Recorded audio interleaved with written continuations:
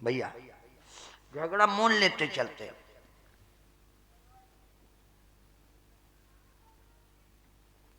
एक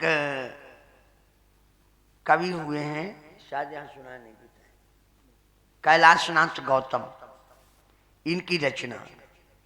झगड़े की बात आई है तो समझ लो, कम खाओ गम खाओ कुछ जीवन में बन जाओगे। एक लाइन हो जाए सुन लो। एक पिता अपने पुत्र पे क्या समझाता है, क्या समझाता है, आओ ध्यान दे। भले डांट बीबी की घर पे तू खाना,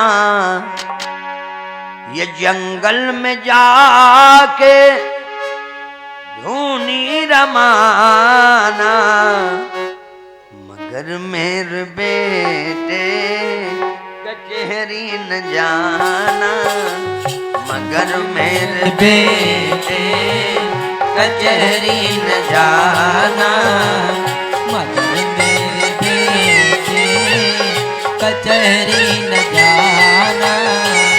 भले डांट बीबी की घर पे तू खाना, जंगल में जाके धूनी रमाना, मगर मेरे बेटे कचहरी न जाना, मगर मेरे बेटे कचहरी न जाना। कचहरी हमारी तुम्हारी नहीं है, कचहरी हमारी तुम्हारी नहीं है। कहीं से कोई रिश्ते दारी नहीं है, कहीं से कोई दारी नहीं है। अलहमत से अपनी यारी नहीं है, अलहमत से अपनी यारी नहीं है। भैया तिवारी से पहले वो तिवारी नहीं है। बहुत बड़ा लोहार बन गया, बहुत बड़ा वकील। पहले वो तिवारी नहीं है।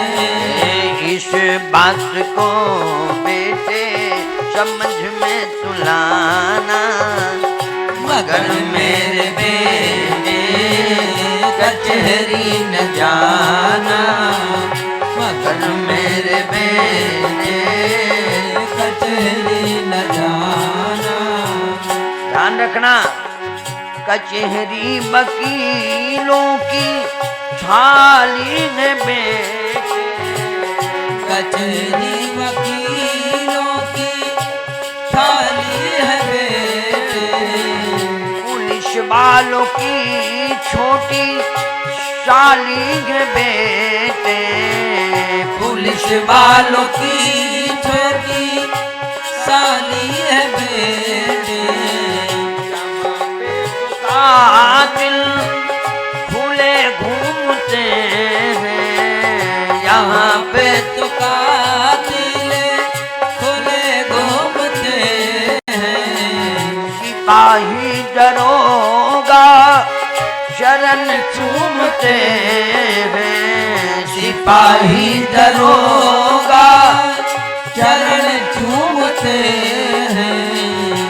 जैसे तैसे गृहस्थी चलाना, मगर मेरे बेटे कचहरी न जाना, मगर मेरे बेटे कचहरी न जाना।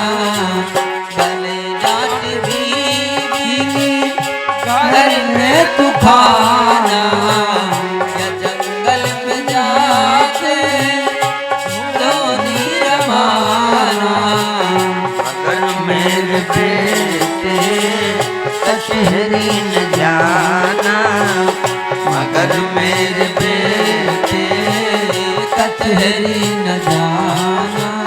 गुरु सच्चिदानंद भगवान की जय। तो मैं क्या बता रहा था, जीवन में कुछ बनना है तो कम खाओ और गम खाओ। भैया जीवन में कुछ बनना है तो कम खाओ और गम खाओ।